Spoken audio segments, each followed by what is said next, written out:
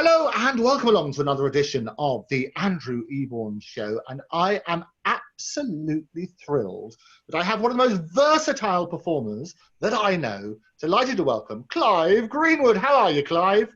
I'm very well, thanks, Andrew. Yes, it's unexpected. I suddenly got your message to join you on Zoom, and here I am. This is what we love. But what we love about the show is the spontaneity of it, because you and I have been doing this dance around when should we come on, when should we not come on. You're so busy at the moment, talking to everybody about the future of the profession, getting things all lined up again. How's it all been for you? It's been quite busy, obviously, at the moment.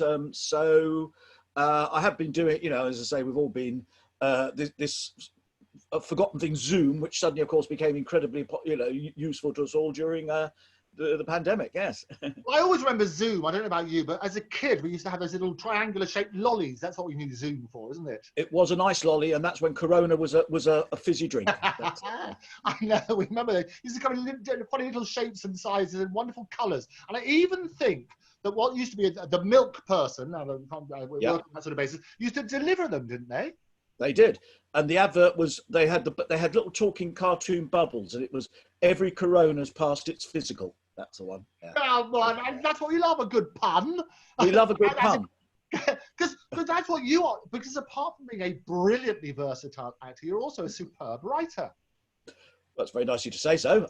It's something I got into doing probably a few years ago. There's a very useful class, which I've just been working on a new script with a friend of mine, an actor called Jason Wing. Oh, yeah. And there's a great class which a man called Stuart Permutt runs at the Actors Centre, and it's writing for actors. And it's this whole idea that in some ways actors are quite good people to write if they feel that they've got something they want to say, because we have also that transferable experience. So yes, I got into writing initially comedy sketches, and I did a lot of stuff with News Review and some kids' TV shows and things like that. And that led on to being commissioned to write some sort of site-specific stuff, mainly historical stuff. And then, of course, working on a full-length play, which I worked on with another guy you know very well, Jonathan Hansler, which was our play about... Heard of him. Oh, no, terrible man. You've got to watch him. He gets up everywhere. He's like Splatter Rat. He's there. And, about Peter Cook and Dudley Moore meeting when they're dead. And again, I'm collaborating at the moment, as I say, with Jason Wing, which is a play about Shakespeare and somebody who was incredibly important in the Elizabethan theatre. Something slightly forgotten now, the master of the revels, basically like a theatrical producer of the day. And the other one I'm working on at the moment is about two great comedy icons, one of which is quite popular at the moment, which of course is Stan Laurel. And Stan Laurel meeting with Hancock, which he did meet. He did meet Tony Hancock. So, plus also I've done a few little things for Equity, which I'm quite involved with as well, including an online audio piece, a piece for voices to celebrate Tolpuddle Day. So yeah, basically I've just really been trying to keep busy and keep the mind occupied, both with online readings, with all the problems that you get with those, and also with the writing as well, Andrew, yeah. Mm. And what I find extraordinary, Clive, is that you are the epitome of... I'm losing your sound a bit there, Andrew. Oh, I can hear you. Can you hear me well? There you go. I can hear you clearly. And what I was saying is you are the epitome. I was praising you. So don't lose that sound. I think you're just making me repeat it, so it sounds good. But you are the epitome of how to make it in the profession, because it's all about diversity, isn't it? It's all about being willing to try something different. Yeah, I mean, I think I am having a bit of trouble hearing you there. I think the thing about it is you've got to try to be. Somebody said you're basically your own business, and I mean it's not going to suit everybody. I mean it's an interesting thing with the Hancock script at the moment. I worked with a guy called James Hearn last year from Dead Ringers, and we did the tour of Hancock's Half Hour. We did 4 radio shows, and done on stage, and he was saying, well, it's not everybody writes. So, but if you have got something that you want to get over, I think that's quite a good thing to do. And again, not everything is going to suit everybody, but I think we've had a lot of changes. I mean, one of the areas that people say, oh, it's not like it used to be, but there's always, things like the rep companies are probably no longer with us now. The seaside reps, with a few exceptions. But there are other areas for actors to work in, like working in corporate training in the business sector, tour guiding, voiceovers, and also living history work and things like that. Yeah. And what's interesting, I mean, taking you all the way back, because I think what people have learned in these extraordinary times is to learn from those who've been there and done that. And I think people say, look, what is the secret to success? And one of the secrets to success is watching people who are successful. And I think one of the messages that we get is all about that sort of diversity. So take me back to when you first started, because you went to the Doreen English stage school, didn't you? Yeah, that was quite some time ago. I'd always wanted to act, and I suppose my initial thing was being taken to pantomime as a kid. Oh, no. And because my mum and dad, they lived in the West End. We lived in Marylebone, and my mum actually worked for Whereabouts in Marylebone? Welbeck Street. Ah, yeah, because I'm literally just... Yeah, well, what it was, my mum worked for the London Philharmonic Orchestra, and with that, a flat came with the job. So I was lucky enough to actually grow up in the West End, and our local theatre was the London Palladium. So I went to see, we got taken, as all kids go to the Panto, and we went and saw a Panto which was Aladdin. And apparently all the way through it, I just kept asking my dad, when were the funny policemen coming back? And that was a man called Johnny Hutch and his half-wits, who later on I got to work with. And I was absolutely fascinated by the lights and the wonderful red curtains that they have, because they're showing on Talking Pictures TV now, famous, the Sunday night at the London Palladium that they used to do. And I was just absolutely fascinated by it. And, you know, like there'd be a lot of mess on the stage after a slapstick scene and somebody sweeping it up. And just the whole thing fascinated me. And I always put my name down to do it. But yeah, with the Doreen English connection, she's a wonderful lady, Doreen English, children's agent. And I didn't go particularly to a stage school. I went to an ordinary, I went to the Oratory, the Catholic school. And there was a mate of mine there who sadly now passed away, actor called Simon Gibbs Kent. And Simon was with Doreen, and basically, I suppose, we always used to do the school plays. And she sort of came and saw the play, and she said, well, I'll give you a try if you want to, you know. And Doreen got me started, really. And that's when I started off with the kids' show, which was, the first one was they said it's a bit like a children's soap opera, if you like. And it was Grange Hill. And it didn't even have a title then, because it was written by Phil Redmond. And I went to do that. Then I did a film with Richard Burton, which still pops up on London Live quite often, called Absolution. And yeah, so Doreen really was a fantastic agent. She'd been the wardrobe mistress, I think, initially at Gainsborough Pictures many years ago. And she had a stage called the Doreen English Children. And yeah, she just knew everybody. And she was a canny lady. She was a good negotiator. And really, yeah, Doreen got me started. Yeah. And it's beautiful on that sort of base. And Grange Hill, I mean, Phil Redmond, obviously, he did Brookside as well. There was a fantastic adult soap opera, that sort of thing. So it's hooked to that sort of stuff. So what role were you in Grange Hill? I played a guy called James Lee. So he sort of came and went out of it. And it was quite weird because I'd literally just left school at the time in real life. I left school at 17. And so I stayed with Grange Hill until I was 20 because I looked younger. And they had like a board in the production office charting your progress through the school. And that's when they eventually would say, well, you know, we won't be picking up your contract anymore. You've now reached the sixth form in Grange Hill.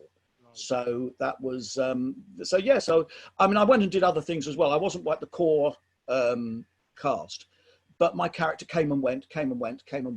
So yeah, I had quite a few years in it, 77 to 1980. Which is phenomenal. And a lot of people get warned off about taking roles in the soaps and things like that because they say you get typecast. I guess if you're in and out, you don't get so much restriction on that sort of basis, do you?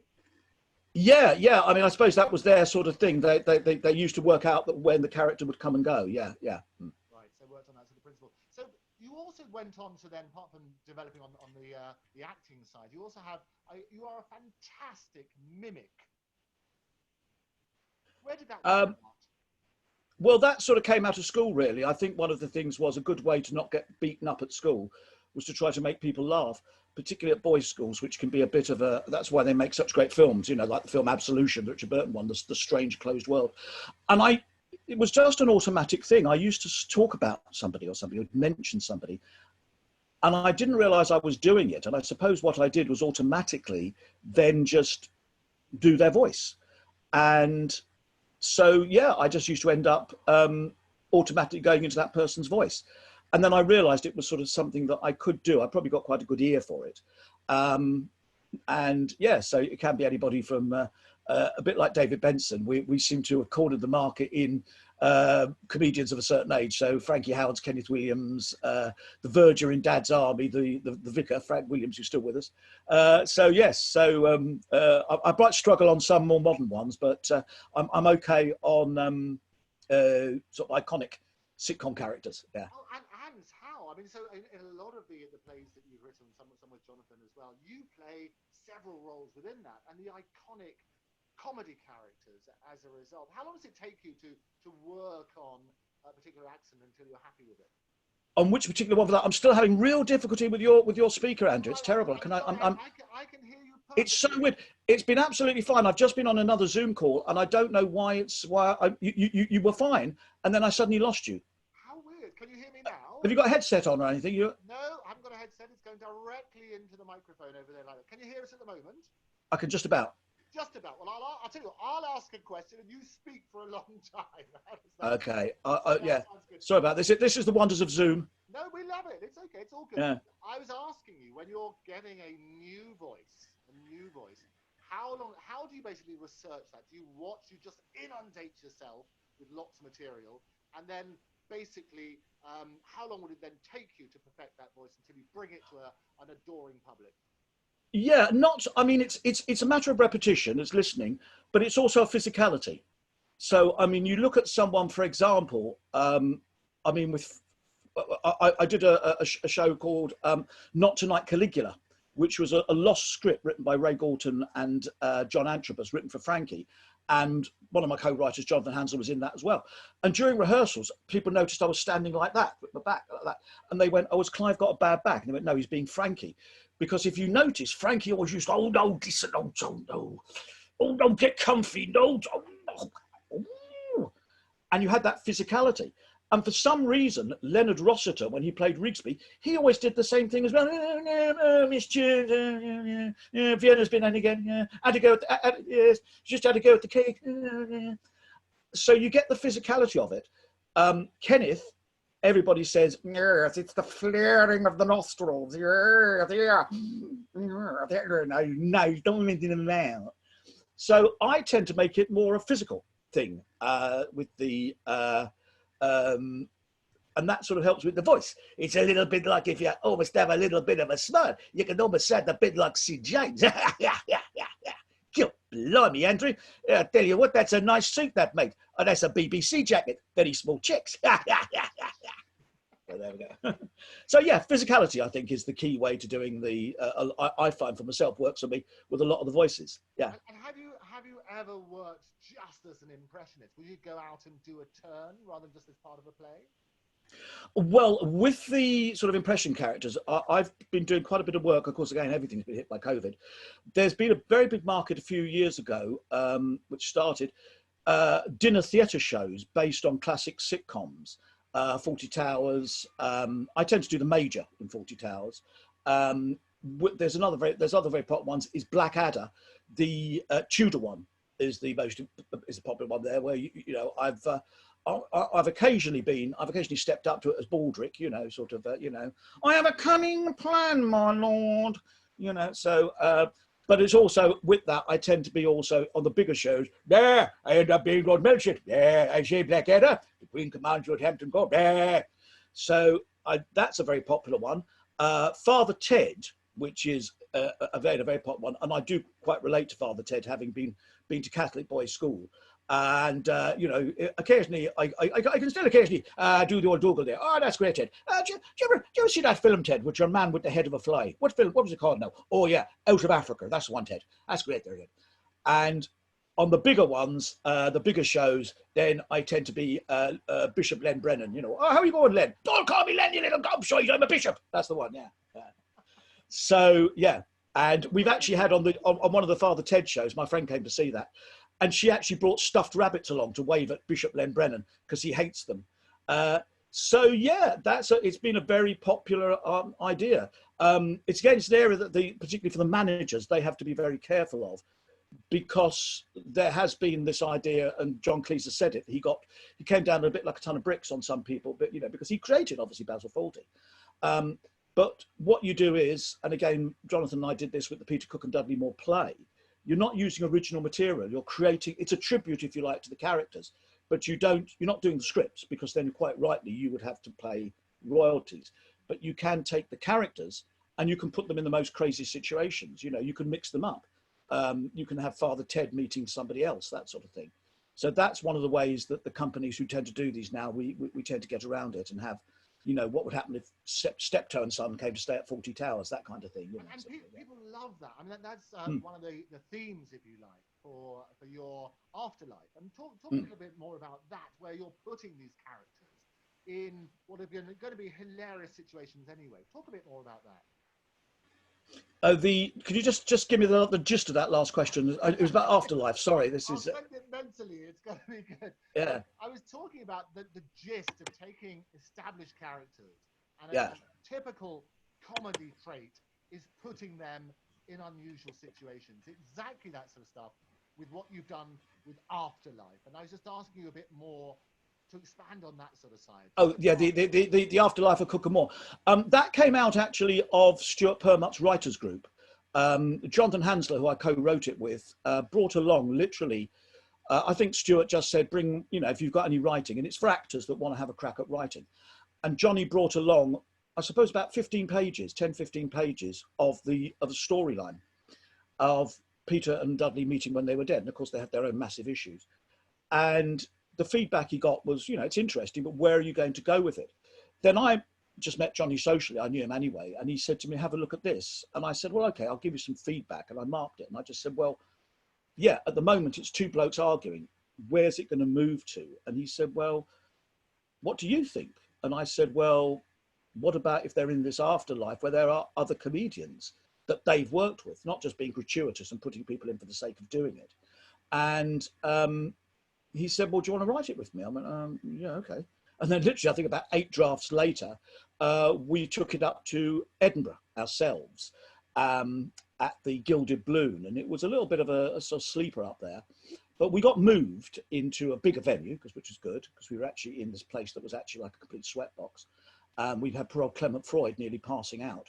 And I famously, you know, said to him afterwards, I said, well, it's very nice of you to come. And he said, well, quite frankly, I did actually feel that I was in hell at one point. It was so hot. So, yeah, so we got moved down to a smaller bar. Then with that, we took it up to Leicester Square Theatre. And then we changed directors. We got a different director come in called Vadim Jean. And Vadim works primarily in film. And he based... The Pig Farmer. Yeah, Leon the Pig Farmer. And also, as well, I think I have it here. We have, oh yes, hang on.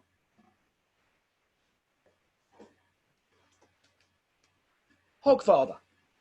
Vadim Jean. Absolutely, he's brilliant. No, his Terry Pratchett stuff was super. Yeah, so he's also worked with him on that. So yeah, Vadim obviously works in a filmic manner, and he got us into thinking about storyboarding and really changing the script. And when we did it at the Museum of Comedy, we did it almost as site specific. So we had the audience on 2 sides, like a trial. And, you know, Vadim worked with us to sort of mentor us to getting it more how he wanted it. And the idea of it being, the audience being very involved with it. So again, last year we took it up to the Camden Fringe, and because that was then produced by our Dudley Moore, who's Kev Orkian, fantastic comedian and pianist as well. And yeah, so we had to, and the set, we got a totally digital set. So we had a digital screen behind us, and this was this sort of unworldly type of thing where it could actually keep changing all the time. So yeah, that's the sort of progression of it. And what we're doing with it now is seeing if it can be developed into either a sitcom or a comedy drama, 3-parter maybe, 3 or 4 parts, looking at comedians trapped in the afterlife. Yeah. And it's a brilliant concept. Now, I had the joy of seeing both the one at the Comedy Museum. I saw that one when we were all in trestles either side. And I also saw the one up in Camden just before lockdown. So and we had a wonderful chap there who came along who knew Peter Cook, his neighbour, Rainbow George. Tell me about your memories of Rainbow George. I can hear you again. I'm receiving you loud and Oh, clear. look at you. The Yeah, hands brilliant. isn't working. I'll stop shouting now. Good, yes. You're a bit, yes, you're turning into Brian Blessed now. Brian Blessed. I'm Yeah, trying. You're not that far away from me. If I shout loud enough and project, you'll hear me anyway. So yes. you Well, Rainbow George apparently he's this sort of slightly weird fringe political guy who used to hang out with Peter Cook up in Hampstead.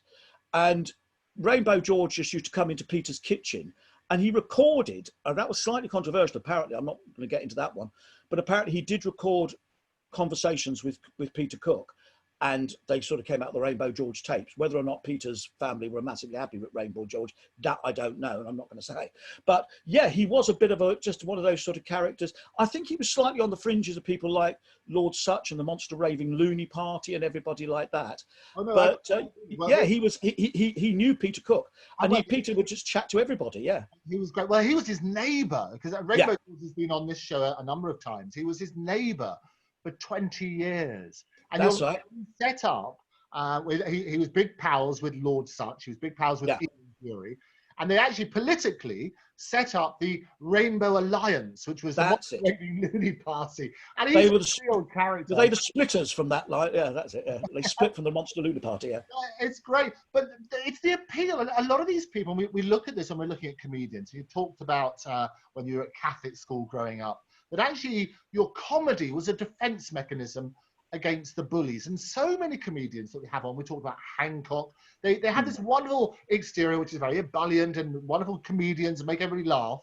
But inside, they're really quite tortured. Why do you think that is? I think that each one's a different one's merits. I mean, I think Hancock certainly, and this is basically something that I'm working on this script that I'm working on at the moment. He was obsessed with being what he called international. So he got his chance and he went to Hollywood and did the Bullwick Griffin film, but he was sacked from it.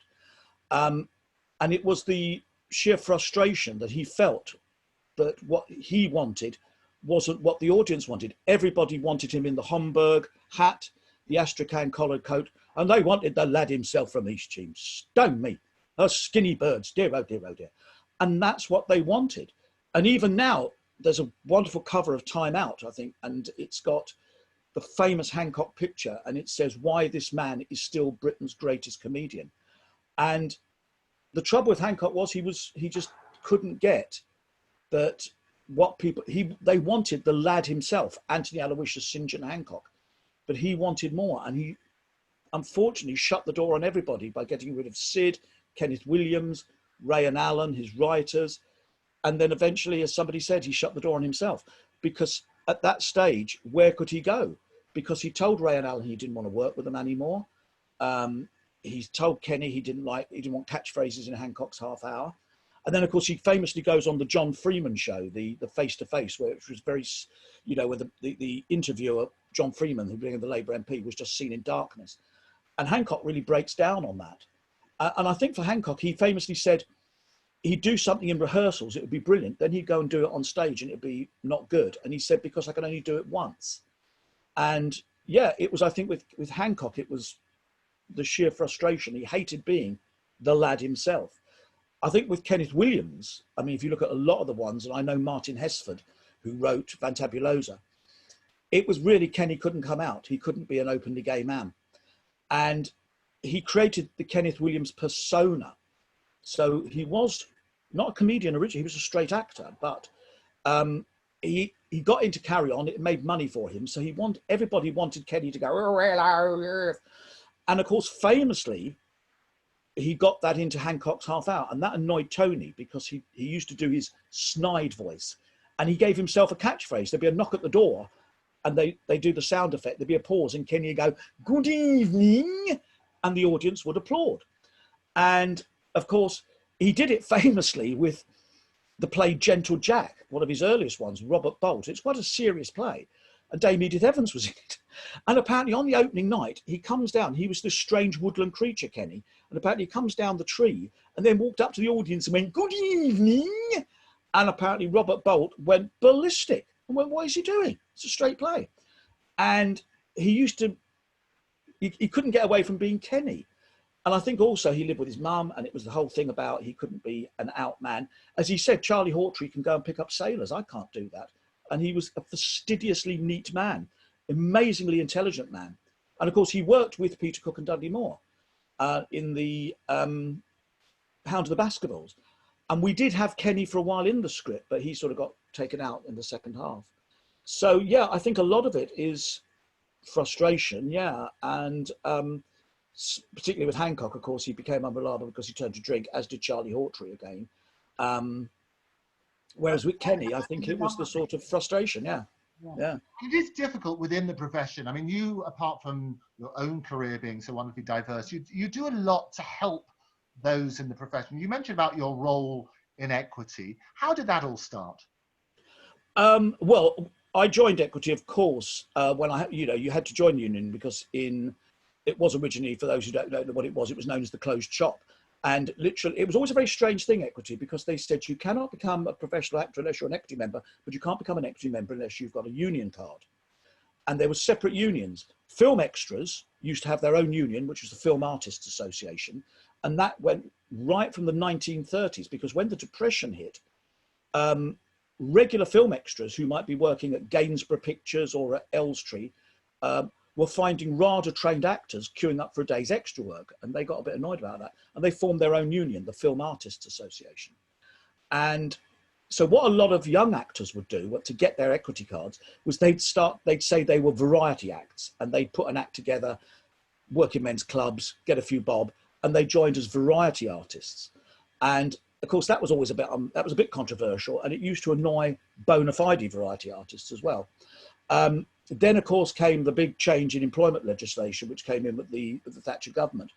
And she famously said, well, the entertainment industry is the last bastion of restricted practices. And now there is no longer any obligation to be in a union. But again, I think the thing is, there's a sort of sense of fairness there. And as somebody once said, you do work alongside people now who go, well, I'm not going to join Equity. And then I always like to say, yeah, but if you get a pay rise, I bet you'll take it, won't you? And so, yeah, there is that thing that people like, that they are putting themselves on the line for that. Not just in Equity. I've got a very good friend of mine who I do the Hidden London tours with, the tours of the disused tube stations. And he's very active at the moment in his union, which is dealing with all the huge amount of redundancies that's happening with COVID at the South Bank Centre, of course, as well. And we've seen the National forced to let people go. So, yeah, and I mean, we are in unprecedented times. So I think there has to be, you've got to try and look at it and say, well, is there a way around it? And I mean, it's a small thing to do, but it's to assist people, I think, is the thing. And of course, Equity particularly have been in the forefront of having a bailout as well for people who are really up against it, because some people, they might get 3 jobs a year. And I mean, with lockdown, there's like nothing. So yeah, it is particularly difficult, isn't it? Because even those in the public eye, it is feast and famine, isn't it? And that's what you have. That is a career. Yeah.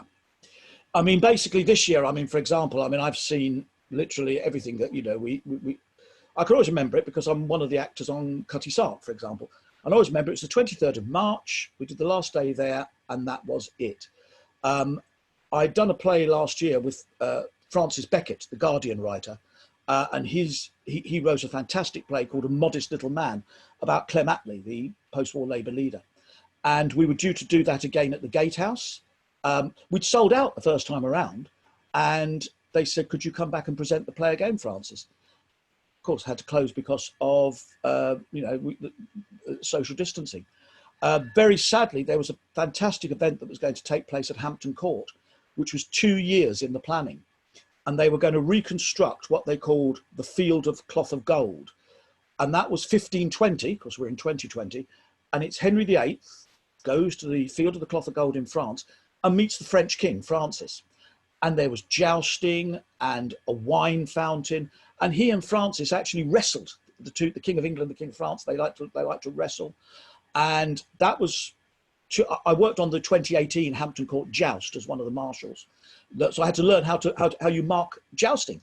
and stay out of the way of horses, which are big and scary. And, you know, you are scared. You're standing out in the arena and there's a horse coming at you. Oh, thank you very much. So, yeah, literally that all went down. As 60 to 80 performers, there was going to be jousters coming from all around the world. That all went. Straight after that, I was due to go down and do a World War II event at Dover Castle. That had to be cancelled. In the City of London, you've got these wonderful organisations, which are the livery companies, you know, and they were going to do a celebration of the livery companies. They discovered that there was a pageant done in 1517, the pageant of St. Thomas à Becket. They brought actors in for that, gone.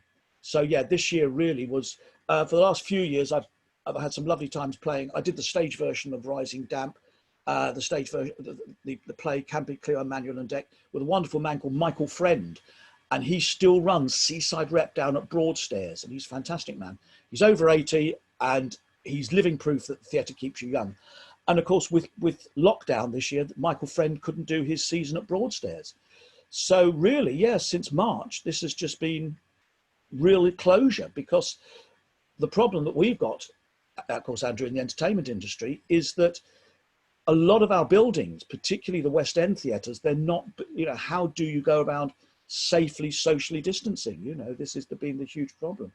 We've seen pictures, you know, like the Berliner Ensemble in Berlin, Brecht's company, where they've taken all the seats physically out, and there's 2 here, 3 there. So yeah, it's been, you know, and it's really hard. I know Andrew Lloyd Webber's been particularly, he's saying, look, hang about, if you can get people on planes and you can work that out, you must be able to get them in theatre. And we have, as you know, and just by Regent's Park, we had the fantastic open air theatre at Regent's Park, currently doing Jesus Christ Superstar. But even then, you can't make money because they're on 400 people max, as opposed to 1,400 they normally have. And obviously, you're on the breadline, aren't you? This has been the problem. I mean, it's basically been the problem with getting the industry up safely again. And of course, yeah, this, as people say, things make no sense. Why can people go on a plane? Why can they go for drinks, but they can't go there? And of course, you could argue that one side of it possibly is that the licensed victualers, the drinks industry, the travel industry have greater clout. But people are inventive. I mean, I went to something just a few weekends ago down at Southwark Cathedral, and they did a wonderful celebration of Shakespeare out in the courtyard of Southwark Cathedral, where Shakespeare's brother, Edmund, who was an actor, is buried. And there was a company there who've done a thing called Will & Co. And what they've done, they put together a show about William Shakespeare, and he can't think about his new play. So what they've done is they offered it in the summer months, and they called it Bard in the Yard. And what they said was, if you've got a socially distanced party and it's safe, why not book an actor to come and perform a little play in your garden? And people are thinking around it. My friend lives out in Wales, and there's an open air theatre there, and they call it, I think it's called the Ash or the Oak Globe. And they are a bit like Shakespeare's Globe in London. They're a circular theatre. There's people doing shows in pub gardens as well. So yeah, you know, people have got to be very inventive. And Zoom is great, but you can get all the problems that go with this. And if you can do any sort of live entertainment, people now are just biting your head off. And I will give a plug to my friend Michael McManus, who's got a play about Donald Wolfett, the great Shakespearean actor, at the end of this month at the White Bear. And it is a live show, and they're doing it socially distanced as well. So yeah. But the White Bear itself is quite a small venue. So how are they doing socially distanced? Well, what I gather of it, Michael has said they're going to be, you know, there's just certain seats, please don't sit in those seats. So yeah, so it'll only be half capacity. That is the thing. But, you know, again, it's for him as a writer, there's no better way to find out if his play works than to have it in front of a live audience. And without a doubt, we want to get the live audience back. And I think it's not just for the acting profession, and it's not just the actors, the performers themselves, but it supports a whole industry. It's the technicians, it's the musicians, it's the heart of the West End is basically, you do that because you've got theatre there. And that's the freelancers. Yeah. And I mean, the interesting thing is, if you know, I mean, one of the other jobs I do as well, I'm a tour guide, a tour guide at Shakespeare's Globe. And it was absolutely fantastic that they've managed to get the tours operating again. And people were just like, it's amazing this iconic building is open anyway again, the Globe. And again, one of the things that they've done to make it more interesting is people can go on stage, which is they've never done before, you know. But they commissioned a photographer, Mark Brennan, to come and take pictures of the Globe when it was locked down. And it's just, it's very poignant, because you see things like the racks of costumes with Romeo and Juliet 2020 written on it. And of course, it couldn't happen. Somebody's left their coffee cup on the props table because literally, you know, closure came and everything like that. You've got that he was fascinated by one of the props rooms, and they have sparkly glitter, which, you know, people need, and somebody's written on it, all that glitters is not gold, you know. So yeah, it is the stage crew, it is the front of house people, it is the lighting people, it is the security guards, it's the stage doorkeepers, who are all part of it, you know. The good stage doorkeeper knows your name and everything. Yeah, it's a multi-zillion dollar business, which is all dependent on getting the arts up and running. And the other thing that you do, and one of my chums is runs it down there, is you work at places like Greenwich and the Naval College and things like that. And the feedback that we have, and talk about being versatile, but enhancing that experience. Tell me how you got involved with that sort of side. That's the sort of, the posh name for it is costumed historical interpretation. Okay. And again, I got into doing that because I did murder mysteries for a long time. I did some murder mystery shows. And one of the girls I was working with regularly did it. And there was a company that I knew, and they provided the actors for the Transport Museum. And I wrote to them, and I never really got a reply. Then out of the blue, this lady, Suzanne, got in contact with me. And she said, well, you've been writing to this company for a few years. I've bought it now. And she went, would you like to come and work with us? I'm not going to audition you because I know your work. And that led to working. There's about 3 or 4 big companies who cover what they call the historical costumed interpretation. And that, I mean, some of them, obviously, they have their own costumes.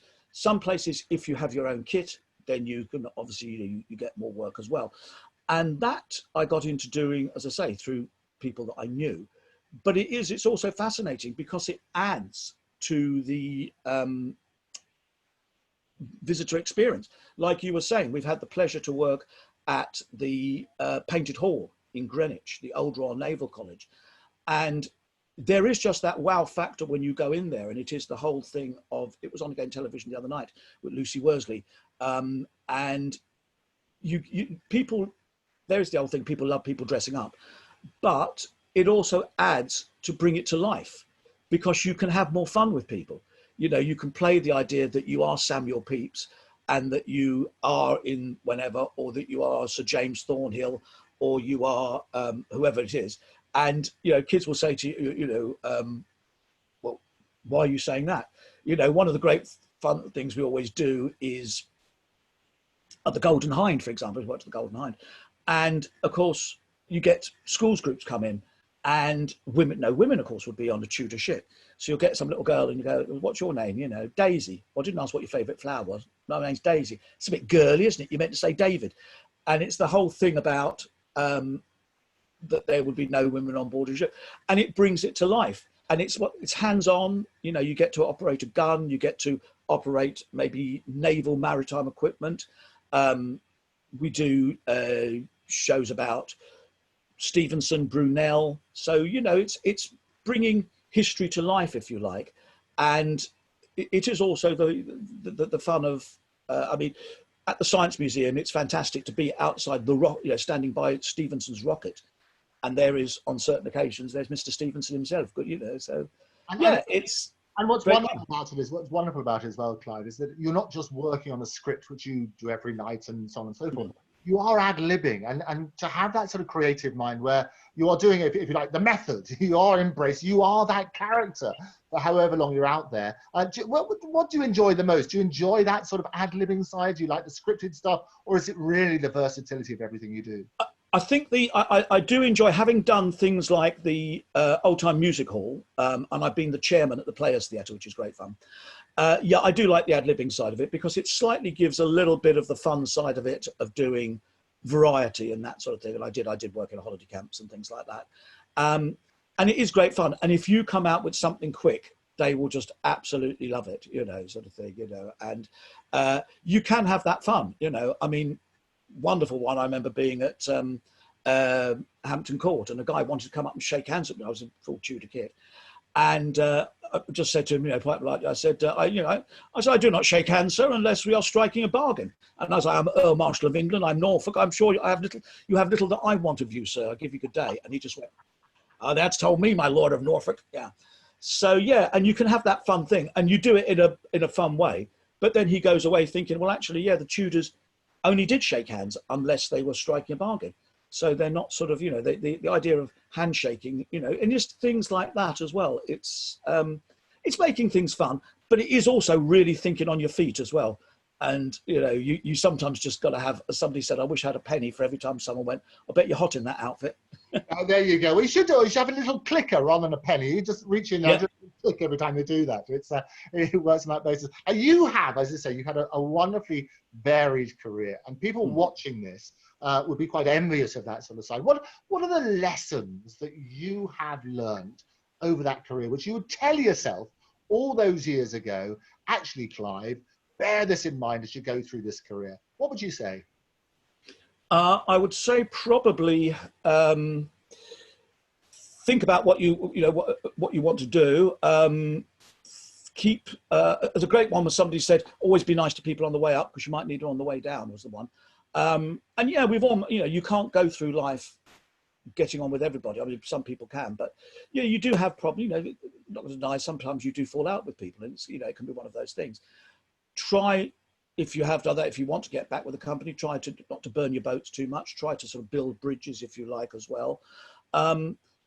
Try also as well to be honourable with them as well. One of the interesting things is one of the things, and one of the areas I worked in was like corporate role play and training and things like that. And one guy I remember coming and working with him, and he used to hold a big open recruitment day, and he'd said, look, basically I work with blue chip companies. I mean, you've been in business, of course, you understand this, and you will earn good money for me, but please don't ask for a day off because you've got an audition or something. He said, because these people are investing in my company and I've trained you to come in and work with them. So you do have to sort of you can't just go, well, actually, I'm going to drop out of that because I've got something better. And, that's why I say you are your own business. So you need to sort of keep your own, if you don't have an agent, keep your own diary, that sort of thing. Be up to date with stuff. Make sure that if you're going to do areas like education work, know that you've got to have your DBS, everything like that. Be au fait with things that you'll be asked. Do your research about something. Somebody said, no, if you apply for a job, nobody wants to just see, dear sir, please consider me. Try and find out a little bit about the company and why you think you would be a good fit, play to your strengths, that sort of thing as well. And be prepared to sort of do a variety of things as well. And I think what's going to come out of COVID is there's going to be very much, hopefully less us and them. And I think a lot of people now are going to be seeing that theatres themselves and the venues have been struggling as well. So that when we do get back again, we will hopefully all be a bit more, seeing the other person's point of view as well. So I would, basically, as I say, you're your own business, play fair with people. Don't, unless you can avoid it, double book yourself or triple book yourself, because it's, it annoys people. And be honest with people as well. If you don't feel something is right for you, don't say, actually, no, I don't think this is right for me because, so yeah. I think you're absolutely right, Clive. It is key because so often perception and reality are not aligned. And so often, especially in the profession, people fall out over all sorts of things. And maybe it's the basic misunderstanding. And I think what's come out of these extraordinary times is people are re-evaluating, if you like, what's important in life. And there's very much so. Point. Well, people carry grudges for so long, don't they? They do. There's a lot of, there is a lot of that. And, it can all get blown up. I think it's sort of through the mirror or the lens of, particularly if you're on tour. I mean, that's a very interesting one. For example, people can sort of say, well, there was a discussion about, on one of the actors groups and things like that, about somebody going on tour and finding themselves that they were the oldest person in the company. It was a musical. And just not having a lot in common with the mainly sort of younger cast and things like that, and that's quite difficult. And how do you get through that? But yeah, as you say, people do bear grudges, and you just think eventually at the end of the day, hopefully a lot of people will have actually come through this and actually gone, in the great scheme of things, the fact that we had a row in 2012 compared to what we saw and the self-sacrifice that we saw, particularly at the beginning when this happened, with the people applauding and everything like that, and the work, the people volunteering and helping and things like that. Let's get some perspective into this. And the other thing is, I would say, it's a job at the end of the day, and some people, they make it the be all and end all. They get eaten up with jealousy and that they didn't get the job. Okay, you didn't get the job. At the end of the day, it is a job, and try and have something outside of it, have a different hobby. That's another thing, I think, is to try and keep a level playing field as well. So, try and find something outside of it that interests you. Sure, and you're very good at sort of having that sort of diversity. So certainly within all of that is diversity. But you're also a healer, if you like, in terms of helping relationships, helping bridge the gaps and things like that. Where did that come about? Well, I mean, I think the thing was, one of the things that we did was, one of the companies, one of the roleplay companies I work for, one of our clients was ACAS, which is the Arbitration Conciliation Service. And you do sometimes get yourself into situations where an outside eye is quite useful for it. Again, with equity, you're sometimes put in a position of where, for your listeners, they may not know what the word is, they're called equity deputies. And what they have to do is they have to negotiate. They're basically like the shop steward, if you like, or they represent the cast against the managers. So that's the sort of thing again. So if you're negotiating, whether it's redundancies or whether there are problems, I mean, it was very interesting. For example, one of the things that, I wasn't particularly involved in it, but I found it very interesting. You remember how hot last summer was. They had a play at the Tower of London about Anne Boleyn, and we were up there doing something else. We were doing an educational thing and family activities. But every day, one of the guys who was playing one of the parts in the play about Anne Boleyn had to go up with a thermometer and actually say, because it's so hot out there, can we negotiate maybe wearing less of the costumes and this sort of thing, or can we get shade and this sort of thing? And again, this is the problem, they had to weigh that against the historical accuracy of something like that as well, and not having people just going and keeling over, sort of thing. Yeah. So yeah, again, that's an area where there's got to be some compromise as well. I mean, we had it. We had beautiful weather last year at the old Royal Naval College. But you've got to, when you're going out, if your character would wear a cravat, a waistcoat, a big coat, a tricorn hat, then that's what the punters are going to want to see, And I'm afraid, think cooling thoughts and stand like that and allow a cooling breeze to go up your waistcoat. That's the way to do it. That's the way a Georgian would do it, sir. Well, absolutely. But it is always good. And I say there's many lessons to be learned in life. It's trying to see both sides, isn't it, in a discussion? Because so often, and you find in any organization, there are always those who are very militant and say, you've got to do it this way. And if they're not one of us, we're going to exclude them and all that sort of terrible stuff. If you can put yourself in somebody else's moccasins for a little while, and you can understand the world a lot better, can't you? Yeah, I think you can do. Yeah, and I think that whole thing in particular, somebody coming in and not being one of us, that can happen quite a lot. But I think in some companies where it's an interesting thing. I mean, one director that I worked with said he didn't feel it was a good idea for actors to stay with one particular company for a very long time, and because it sort of got them into almost like a sense of being, I am absolutely indispensable. And then they sometimes can be, that makes their guards go up and they're not very welcoming when other people come in. I mean, that's not everybody, but that was just his way of working. He felt also that, and yeah, I think there is something in that some people, we all make snap judgments about people. That is the problem. And, you have to, and if you get sort of the polarizing thing, and we've had so much polarization, I think, over the last few years. I mean, one of the interesting things was somebody described, of course, the lead up to the referendum and everything like that as being the nearest that we'd had to the English Civil War. Were you for the King or Parliament? Were you for Remain or were you Leave? And, families now don't talk about it, have fallen out. And yeah, that is, you know, that is the sort of polarizing thing of living in interesting times. But that's the whole thing about it. You know, that's history. It's been done, and you have to try and move on. But as you say, it's there is an argument where you've got to say, well, you know, are you just going to keep this argument going all the time? You know, so. Yeah, jaw, not war, as they always used to say. Indeed, I think so. Yes, that's very often the way. I mean, there is obviously, you know, you do need to negotiate and this sort of thing, but yeah, you know, there's, you know, life's too short. You know, I tend to keep out of two things, which is politics and religion, which is normally a good way to have a punch up. But a friend of mine famously once said a great thing was rules for an argument: 1, have an opinion; 2, put it on social media; 3, wait. That was it. Yeah. And that's the thing, so many people fall out over social media, as good as it is. It's also the way of distorting opinions, and so many people get blocked and barred as a result of it. It is quite extraordinary.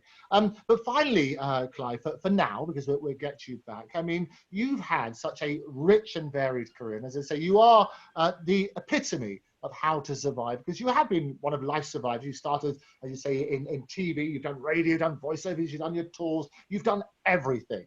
And that's about versatility. How would you, Clive Greenwood, like to be remembered? I don't know.